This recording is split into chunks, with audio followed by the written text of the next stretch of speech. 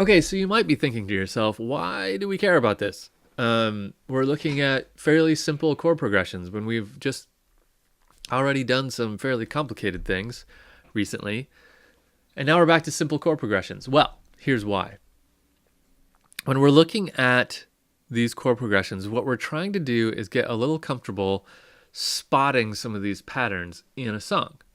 Because if we're looking at music and we see a progression that's something like 1 6 4 2, then we know something deeper about the song, right? We know that it's not just four chords, but we know that it's four chords that are actually related by a descending fifth pattern.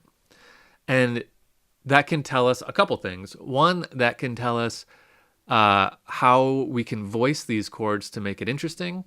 It can tell us tricks we can do to put it into four voices if we're used to seeing it.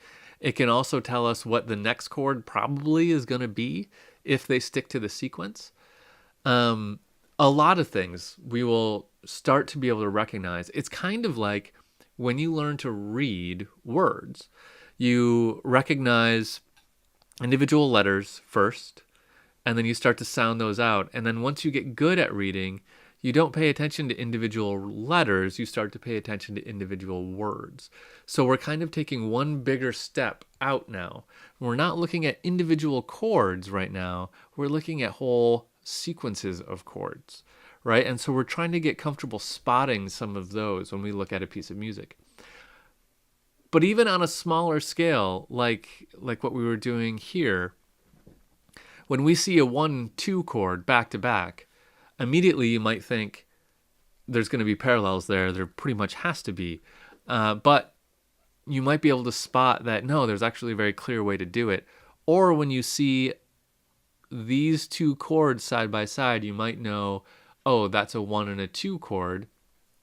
Even though it looks like it's going down, it's actually a root motion by major second up is what it is. So we're starting to abstract a little bit and see some of these bigger concepts in music.